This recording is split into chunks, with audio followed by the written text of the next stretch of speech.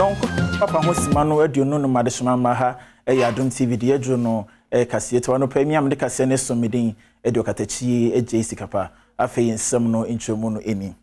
Ejakwaw abofra be ma obedin fihia no enwotwe na ewutu bantema no ewutu senya Westminster no mu mfimfim mantam no mu ehonom na watia hosema yensa kan ene se obi nse fufu bia na ewudwobom abofra na kwakofa nom gunaguna mase kasa edie wetina nanom ewonsia do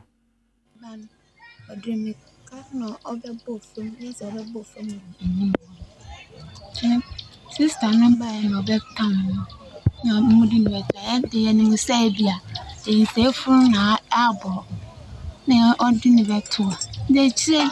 me so me ba na sister ne ka say odina akọ hospital nko de akọ madam ne hihihie ma na o ma edu say enfa omfa ma o ma sister ne du ne so omfa ma no say de o be fia de aye o de do ne ma na sister ne ka say o fu akola ne na ne ni asa no say no man me let say enfa de edu o so do kwanu so na akola efi Yemfisare hosem ne so na afa yemfe ni insurance foforo emu na the Kwatin and chairman Edema PWD mature persons with disabilities one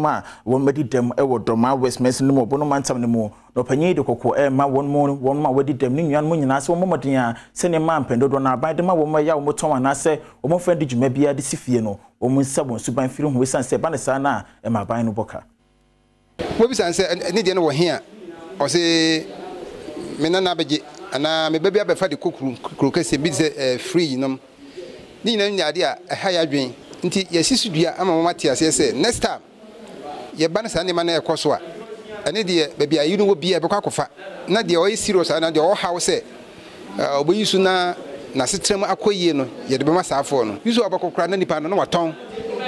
ni nyina mu ya ade a ha nti ye be sre saafo no se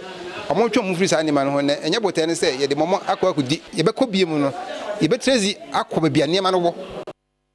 ye fi bono mantam ne na afa ye fa ye ni enchokowu empire so na abusua bia wo mabusua wo mahwere no wo de hye bia wo mahwere no ne wo boafu pan yi kasakasa ni nya ne se wo mabusua dan bia nkesi wo no mo ye se yi no obakakoye wo modanya ne ya nipa bia kodwuru ni nyina agu nsisom se wo makoma beto mo yem de age support for ehwe na de wo mo ye bia no mo ma asundwe tumi bem ye papa wu na ye pese ye yi on next month na baby e be ye yi no eni nansa ye ho a ye beti se obi akubu edan na gu ye so mpese e de emra be hyensa